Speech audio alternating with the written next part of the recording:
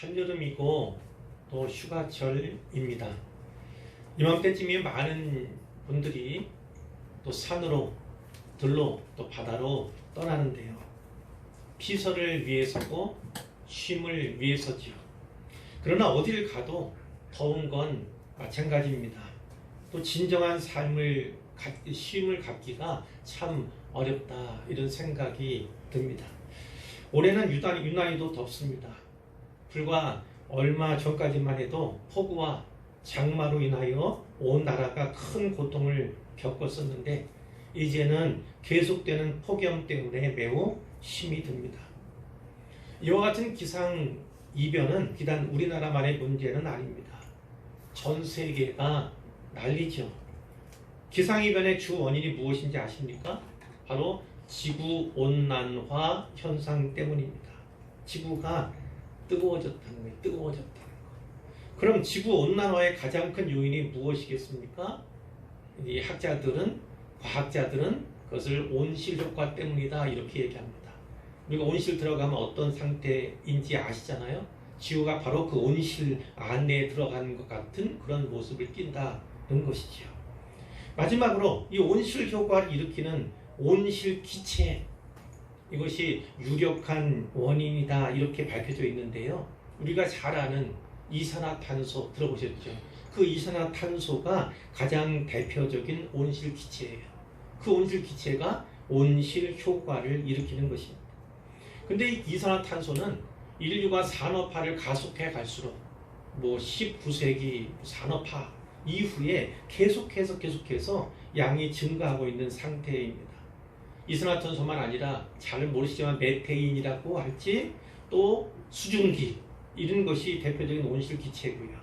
요즘에는 프레온 가스를 많이 씁니다. 프레온 가스 어디에 쓰신지 잘 모를 수 있지만 냉장고에 냉매로 쓰는 가스예요.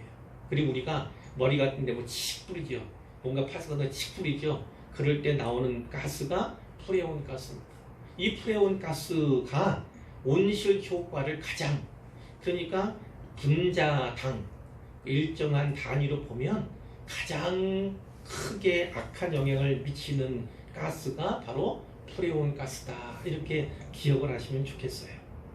그러니까 이 기상이변의 주 원인인 이 지구온난화 문제는 누구 때문이다? 바로 사람 때문이다 라는 것을 우리가 기억해야만 합니다. 창세기 1장 26절 이하에 이런 말씀이 있잖아요. 하나님께서 우리 형상을 따라 우리의 모양대로 우리가 사람을 만들고 그들로 바다의 물고기와 하늘의 새와 가축과 온 땅과 땅에 기는 모든 것을 다스리게 하자. 그 후에 남자와 여자를 지으셨어요. 그리고 그들에게 복을 주십니다. 그러면서 이렇게 말씀하셨어요. 생육하고 번성하여 땅에 충만하라. 땅을 정복하라. 바다의 물고기와 하늘의 새와 땅에 움직이는 모든 생물을 다스리라. 이렇게 말씀을 하셨습니다. 이를 가리켜서 문화명령 이렇게 이야기를 하는데요.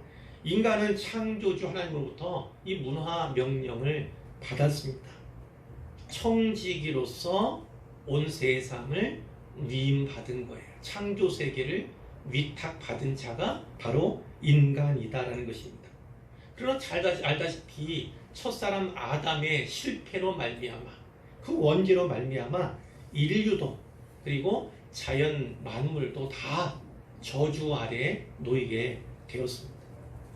인류 문명이 발달하면 발달할수록 산업화가 가속화되면 가속화될수록 사람도 병들어가고 뿐만 아니라 자연 만물도 병들어갑니다. 신음하고 몸살 겪지요. 우리가 오늘날 기후와 환경 문제에 대해서 관심을 갖고 주의를 기울이고 또 실천하지 않으면 안 되는 그런 상황 가운데 있습니다. 그뿐이 아니죠. 온 인류를 위한 또 한 사람을 향한 하나님의 계획을 더 가슴 깊이 새겨야 할 때가 바로 오늘입니다. 요한복음 3장 16절에 하나님이 세상을 이처럼 사랑하사 독생자를 주셨으니 이는 그를 믿는 자마다 멸망하지 않고 영생을 얻게 하려 하심이라. 이 말씀이 우리 신비에 더욱더 깊이 박혀지고 그것이 실천적으로 나타나야 할 때가 바로 지금이다, 바로 이때다라는 것을 우리가 꼭 기억해야 합니다. 오늘의 시편 8편은요 다윗의 시로 되어 있지요. 하나님을 찬양하는 찬양시로 분류되는 시입니다. 그 1절은 이렇게 시작해요. 여호와 우리 주여, 주의 이름이 온 땅에 어찌 그리 아름다운지요. 주의 영광이 하늘을 덮었나이다. 그리고 끝절인 9절도 같은 표현으로 끝나는 것을 볼 수 있어요. 여호와 우리 주여, 주의 이름이 온 땅에 어찌 그리 아름다운지요. 곧 보시겠습니다만 그 온 땅, 그 온 세상이 얼마나 아름답게 창조되었는가, 그것을 보면서 이 시인은 누구를 보는 것입니까? 그 창조 세계를 통해서 하나님을 보는 겁니다. 하나님께 영광을 돌리고 있음을 우리가 주목하는 거죠. 이 처음 절과 마지막 절, 이 반복되는 찬양 사이, 즉 2절부터 8절까지의 말씀, 그 말씀은요 어떤 내용입니까? 하나님은 어떻게, 무엇을 통하여 하나님 자신의 영광을 나타내시는가. 다시 한번 말씀드려요. 하나님은 어떻게, 무엇을 통하여 하나님 자신의 영광을 나타내시는가.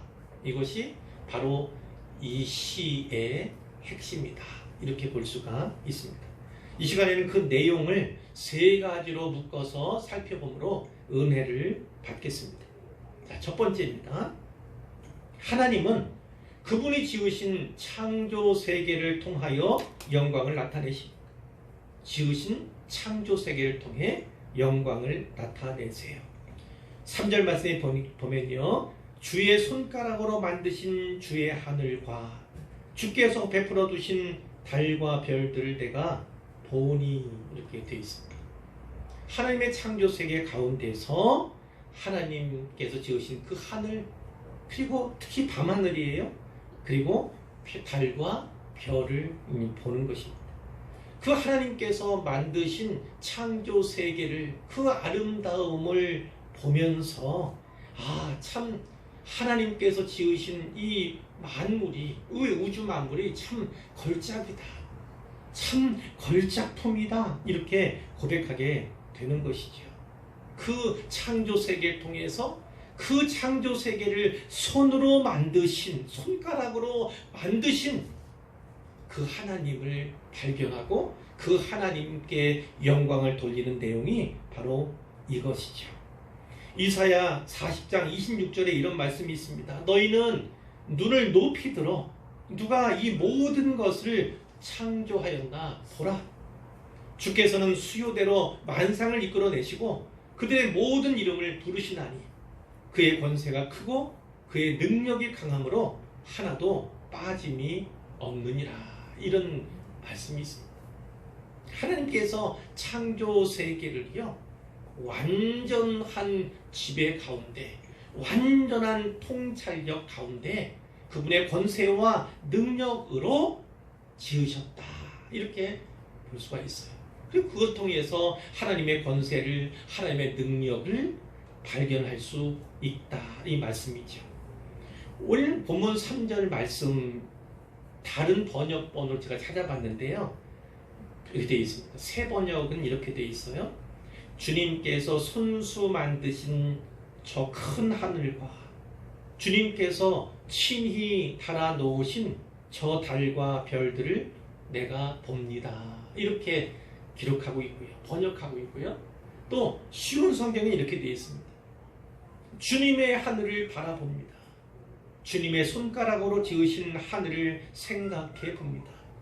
주님께서 하늘의 자리를 정해준 달과 별들을 생각해 봅니다, 이렇게 번역하고 있어요. 좀 더 어떤 시적인 또 문학적인 부분으로 좀 더 나아간 그런 부분도 볼 수가 있는데요. 특히 거기 이렇게 되어 있어요. 신이 달아놓으신 저 달과 별들을 내가 봅니다. 하나님께서 친히 달아놓으셨어요. 달도 별들도. 또 어떻게 했습니까? 주님께서 하늘의 자리를 정해준 달과 별들 생각해 봅니다. 하나님께서 그 달과 별들이 있어야 할 곳을요 정해주셨어요. 정해주셨어요. 그 범주를 넘지 않도록 그 정해진 코스대로 운행하도록 하나님께서 정하시는 것입니다. 바로 그거예요. 오늘날 특히 과학문명이 발달하면서 우주에 대한 관심, 또 우주를 또 조사할 수 있는 역량 커지면서 우주가 지금 어떠한가를 우리가 많이 듣지 않습니까? 비록 가보지는 않았어도 우리가 상상의 나래로만 봤던 또 추구해왔던 그런 것들이 진짜 과학적인 지식이 되는 시대에 우리가 살고 있는데요. 그러니까 온 우주에 비하면 태양계는 극히 작은 일부, 그 가운데 속한 우리가 사는 지구는 더 작은 일부, 그 지구 안에 살아가는 우리가 어떠한가를 우리가 늘 이제 보게 되지 않습니까? 보게 되지 않습니까? 그런데 그 달과 별들이 다 어떻다고요? 정해준, 하나님께서 자리를 정해준 대로 질서 있게 이렇게 운행하고 있음을 고백하게 되는 거죠. 그러니까 단지 아름답다, 광채가 빛난다 이것만 아니라 하나님께서 지으신, 그리고 하나님께서 정해주신 자리를 유지하는 그 질서, 그 가운데서 진짜 아름다움을 이제 경험하고 고백하게 되는 것이죠. 어떤 사람은 이렇게 이야기합니다. 만물, 우주 만물은 하나님의 지문, 하나님의 지문과 같다 이렇게. 그래서 어디서든지 하나님의 지문을 찾을 수 있고 곧 하나님을 발견할 수 있다 이렇게 이야기를 하곤 합니다. 이 시인은 이 장엄한 만물, 그 만물 속에서 위대하신 하나님을 발견하고 그 위대하신 창조주의 아름다움을 고백하고 있다 이렇게 볼 수가 있습니다. 자, 두 번째예요. 둘째로 하나님은 그분이 지으신 사람을 통하여 영광을 나타내십니다. 그분이 지으신 사람을 통하여 영광을 나타내세요. 4절 말씀에 보니까 사람이 무엇이기에 주께서 그를 생각하시며 인자가 무엇이기에 주께서 그를 돌보시나이까. 말로 형언할 수 없는 그 장엄한 우주, 그 하늘을, 그 별과 달을 볼 때에 어떻습니까? 그 장엄한 세계에도 하나님께서 손가락으로 만드셨구나 이런 것을 깨닫게 되는 거죠. 그 장엄한 우주 만물도 하나님의 손가락으로 만들어진 것에 불과하다는 것을 생각하는 순간에 진짜 하나님의 높고 위대하심을 그가 고백할 수밖에 없는 거예요. 철저하게 고백할 수밖에 없는 거예요. 그런데 그 밤하늘에서 사람에게로 이 시인의 시선이 올라가는 것을 사절을 통해 볼 수가 있어요. 그 장엄한 우주, 그 창조세계에 비할 때 인간은 무엇인가? 인간은 무엇인가? 생각하게 되는 것이고요. 얼마나 작습니까? 얼마나 연약합니까? 보이긴 하겠습니까? 그런 존재에 대해서 생각이 머무는 거예요. 사람이 무엇이기에, 인자가 무엇이기에. 자, 이것은 대꾸로 이루어져 있습니다. 대꾸로 이루어져 있어요. 그런데 이것을 통해서 무엇을 이야기합니까? 인간은 참 비천한 존재이다. 비천한, 비교할 수 없는, 결코 자랑할 수 없는, 상대적으로 진짜 연약함을 고백할 수밖에 없는 것이 인간이라는 거죠. 그런데 여기 보면 이 사람이 무엇이기에 또 인자가 무엇이기에 분명히 대꾸로 이루어져 있지만 이것이 이제 히브리어 원어로는요 조금 생각해볼 문제들이 있어요. 생각 부분들이 있어요. 이 사람이라고 번역된 히브리어는요 에노시라고 있어요. 에노시라는 단어를 씁니다. 물론 사람을 나타내는 그런 단어 가운데 하나예요. 근데 특별히 에노시라고 하는 단어는 인간의 유한성, 유한한 존재로서의 인간을 가리킬 때 쓰는 히브리어 단어입니다. 가령 이런 거죠. 하나님께서 숨을 거두어 가시면, 우리의 숨을 거두어 가시면 우리는 어떻게 됩니까? 한 줌의 흙으로 돌아갈 수밖에 없는 유한한 존재, 이것을 나타내는 단어다. 그것이 사람, 이렇게 번역됐다는 거예요. 그럼 밑에 인자는 무엇인가?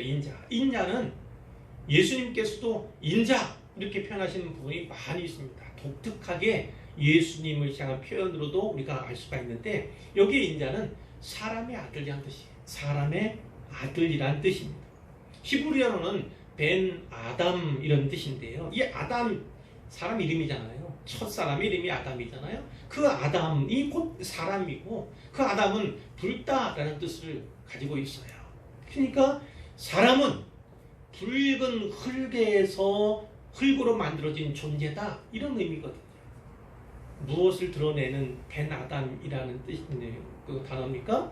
흙처럼 부서지기 쉬운 연약한 존재가 바로 우리다, 사람이다 라는 것을 나타내기 위해서 그 단어들을 쓴 거예요.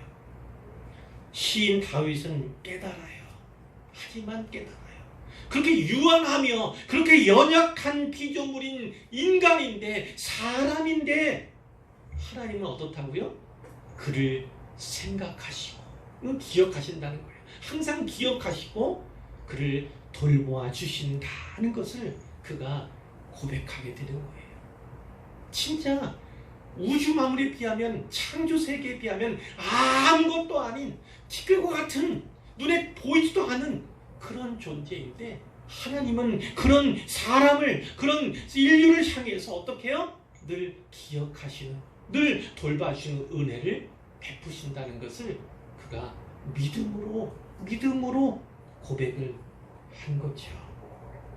그렇기 때문에 사람이 무엇이기에, 그렇기 때문에 인자가 무엇이기에 이런 은혜를 주십니까?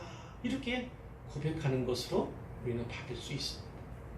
5절 이하의 말씀, 이렇게 비천해 보이는, 비루해 보이기까지 한, 눈에 보이지도 않을 듯한 이 인간, 그러나 인간의 성경적인 실존, 그것은 실로 대단한 것이죠. 우리가 창세기 1장의 역사를 통해서 잘 알고 있지만 5절 말씀에 그를 하나님보다 조금 못하게 하시고, 조금이에요, 조금. 하나님보다 조금 못하게 지음받은 존재가 바로 사람이라는 겁니다. 과거의 번역본에는 그를 천사보다 조금 못하게 하시고 이렇게 번역이 되어 있어요.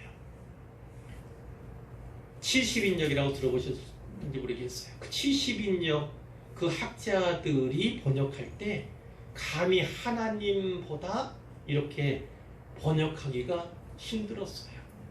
그래서 하나님이란 자리에 천사라고 하는 단어를 거기다 넣죠. 그를 천사보다 조금 못하게. 그러나 사람이 천사보다 못합니까? 그렇지 않습니다. 하나님보다 못하게가 사실은 맞는 거고, 그것을 감히 하나님보다 못하게 이렇게 번역하기가 어려워서 천사를 넣은 거예요. 그렇지만 히브리서에 보면요, 거기에 이 비슷한 내용이 있어요. 그를 잠시 동안 천사보다 못하게 하시고, 이렇게 인용하고 있는 부분이 있거든요. 거기에는 예수님을 향해서 얘기하는 거예요. 예수님을 잠시 동안 천사보다 못하게 하시고 이렇게 받고 있는 것을 우리가 보게 되는 거예요. 어쨌든 그건 차치하고요, 하나님보다 조금 못하게 지음받은 존재. 그리고 또 뭐가 있습니까? 영화와 존귀로 관을 씌우셨나이다. 누구에게요? 사람에게, 인간에게요. 인간 어떤 존재입니까? 영화와 존귀로 관을 받은, 시움받은, 그러니까 마치 왕관을 시움받은 존재다라는 것을 우리가 성경을 통해서, 또 이 말씀을 통해서 알게 되는 것이죠. 만물이 하나님의 걸작품 아닙니까? 좋았더라, 좋았더라, 좋았더라 하지 않습니까? 그러나 사람은 어때요? 심히 좋았더라. 우리 하나님께서 창조해 놓으시고 감당하셨던 그런 존재가 바로 사람이에요. 그러니까 사람은 걸작 중에 걸작이다 이렇게 볼 수가 있는 거죠. 왜 그렇습니까? 왜 그렇습니까?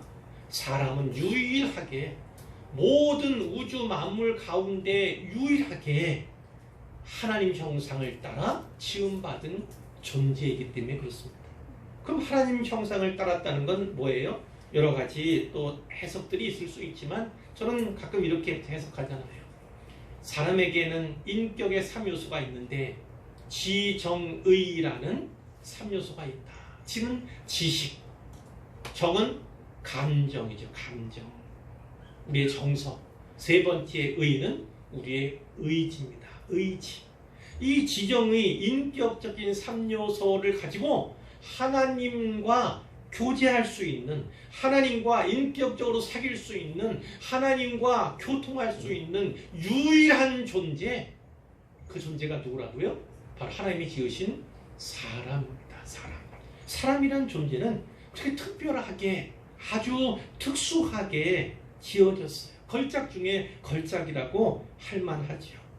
그것을 그렇게 표현한 거예요. 하나님보다 조금 못하게. 그건 뭐예요? 그 위에 많은 피조물들이 있지만 그 피조물들과는 전혀 구별된 존재가 바로 사람이다. 이것을 의미하는 것입니다. 여기에 영화와 존귀, 물론 영화는 영광이라는 뜻과 같은 겁니다. 이 영화와 존귀는 원래 하나님께, 성경에서 하나님께 적용되는 단어들 아닙니까? 하나님의 왕권과 그분의 다스림, 통치권을 의미할 때 쓰여지는 단어가 바로 이런 거예요. 근데 아시다시피 어느 천사라도 천사들에게는 이 영화, 영광, 존귀라고 하는 표현이 사용된 적이 없어요. 그런데 사람에게는 그 영화와 영광과 존귀라고 하는 표현이 사용되고 있어요. 하나님께 사용되는 그 표현이 유일한 피조물 사람에게 적용되고 있다. 그것을 우리가 이제 알아야 하는 것이고요.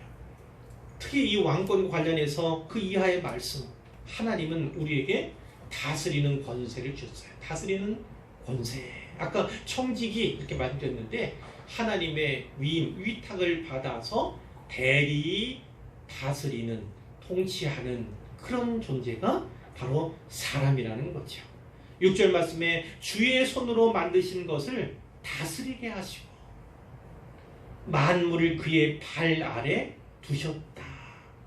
모든 소, 양, 들짐승들, 이 들짐승들 그러면 우리가 무서워하는 사자, 호랑이, 표범 뭐 이런 것도 다 포함되는 거예요. 공중의 새, 바다의 물고기, 바닷길 다니는 모든 것들 다죠. 그러니까 하나님께서 지으신 창조 세계를 하나님께서 다스리는 존재, 모든 만물을 다 그의 발 아래 두셨다. 이렇게 성경이 말씀하는 거예요.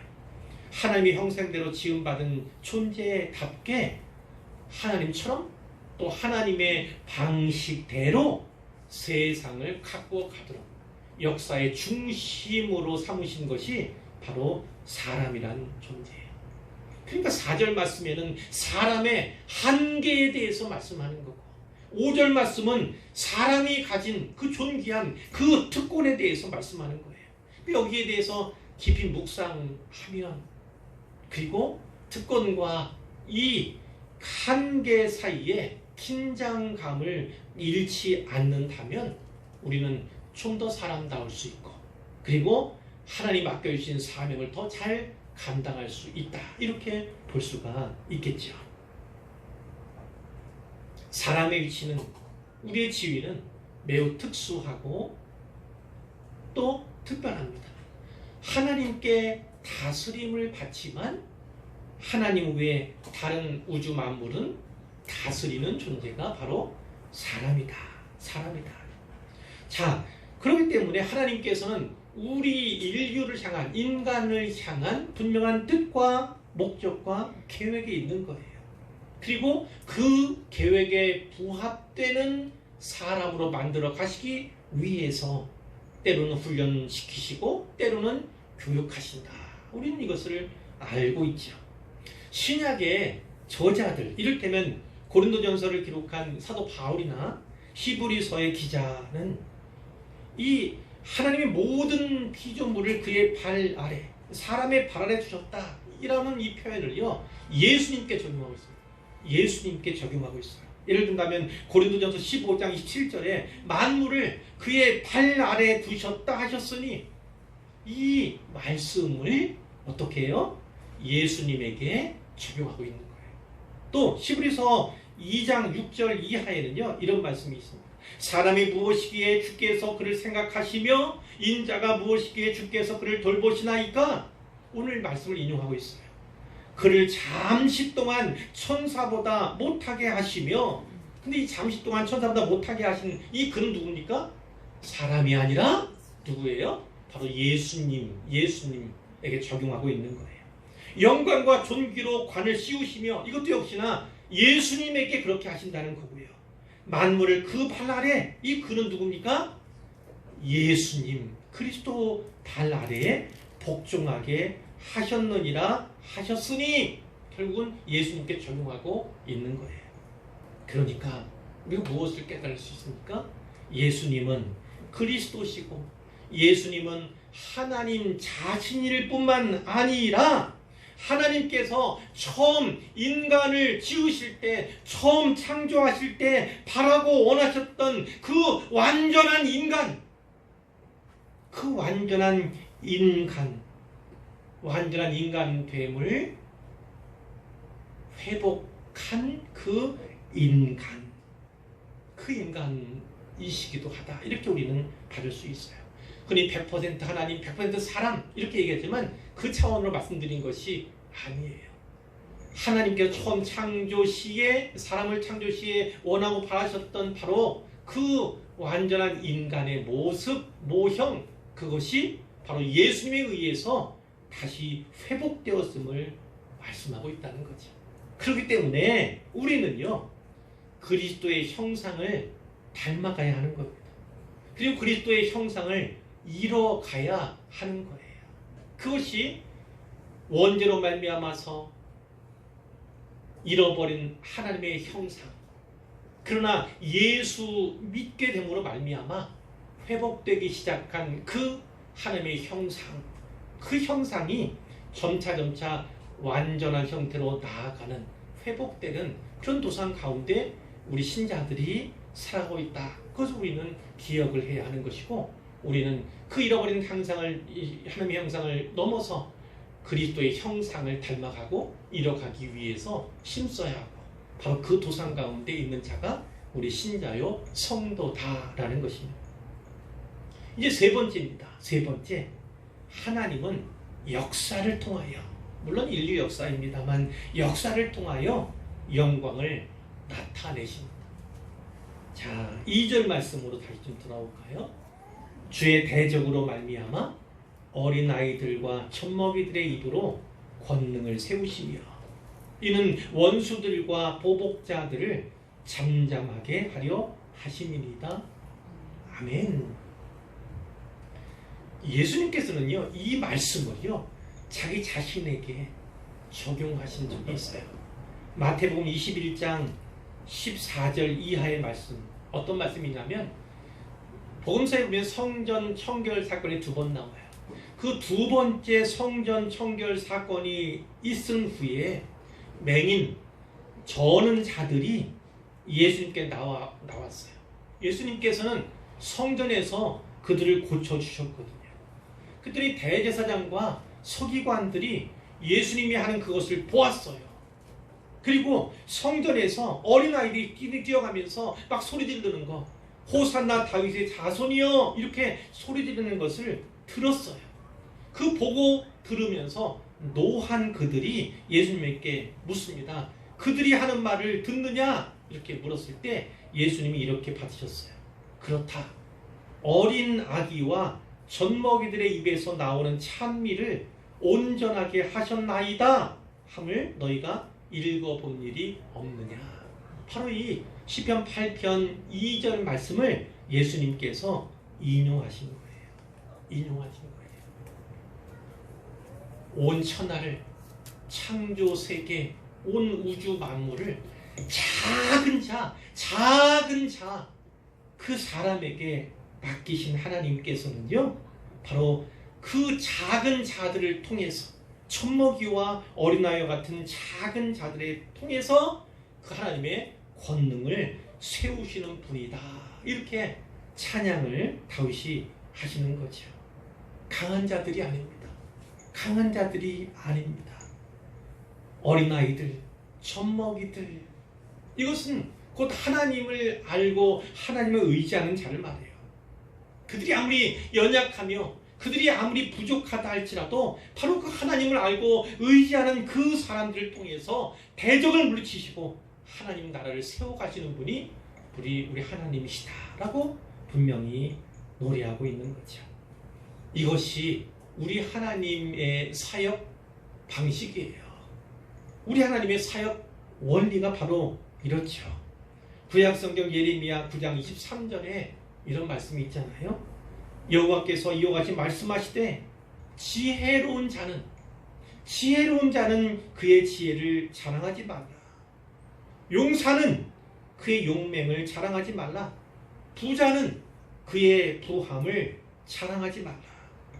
자랑하는 자는 이것으로 자랑할지니 곧 명철하여 나를 아는 것, 하나님을 아는 것. 나 여호와는 사랑과 정의와 공의를 땅에 행하는 자인 줄 깨닫는 것이라. 하나님은 사랑과 정의와 공의로 역사를 이끌어 가시는 역사의 주관자 되심을 깨닫는 것, 그것에 대해서 말씀해요. 그 하나님을 아는 것, 그 하나님 가까이, 그 하나님의 인도를 받는 자들이 결국은 자랑할 만한 것이라는 거예요. 자랑거리가 그들에게 있다는 것을 말씀해요.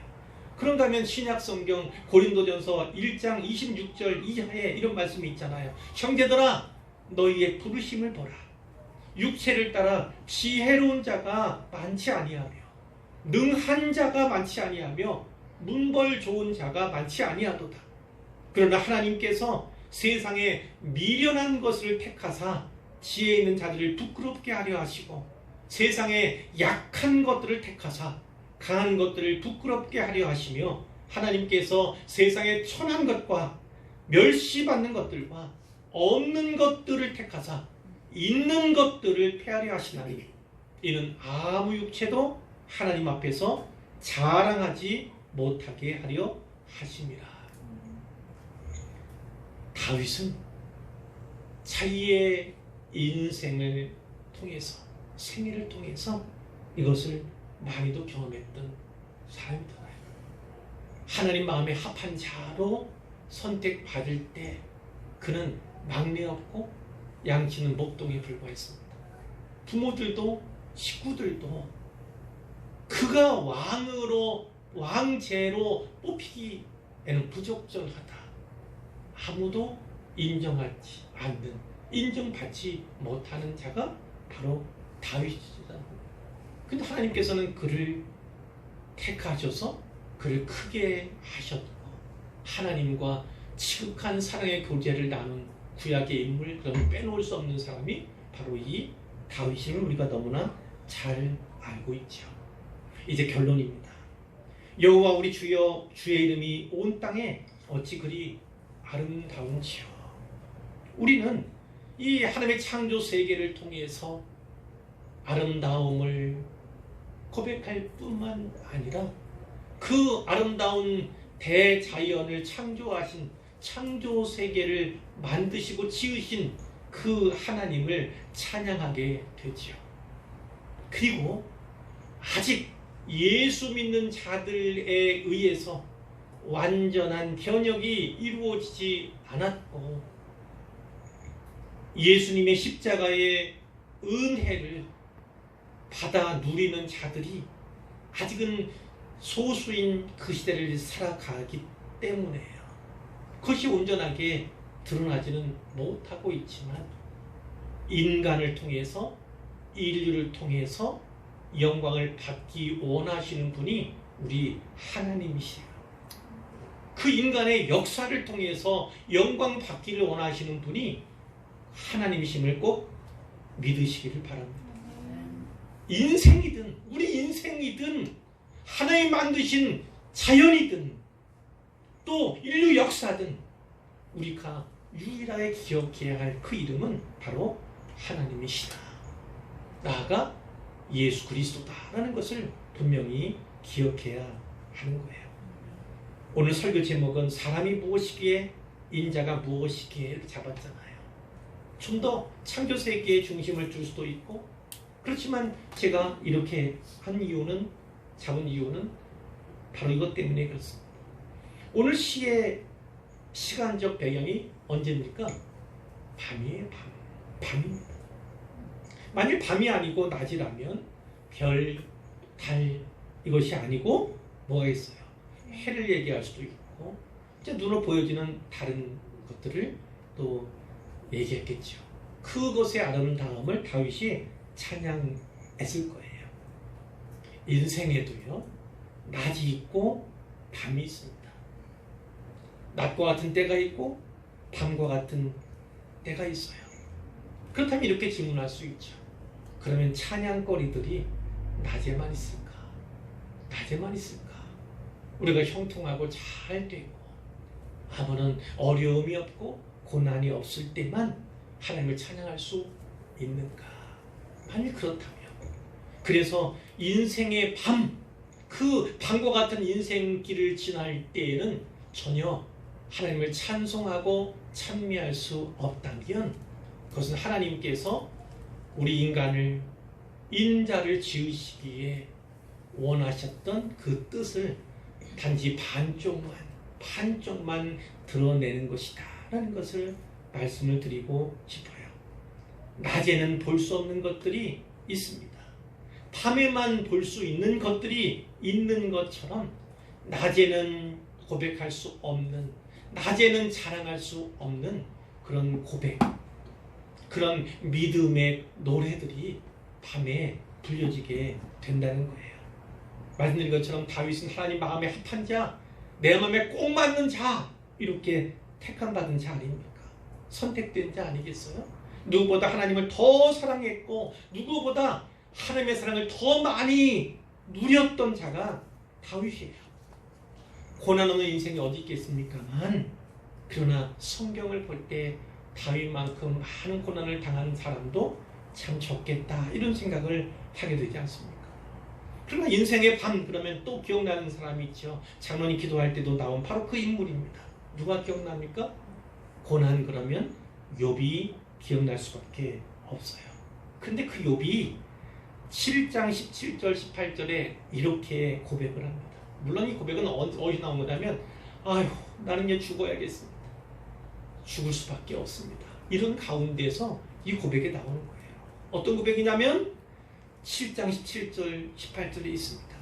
사람이 무엇이기에, 그도 이렇게 노래하는 거예요. 사람이 무엇이기에 주께서 그를 크게 만드사 그에게 마음을 두시고 아침마다 권징하시며 순간마다 단련하시나이까, 이렇게 고백한다.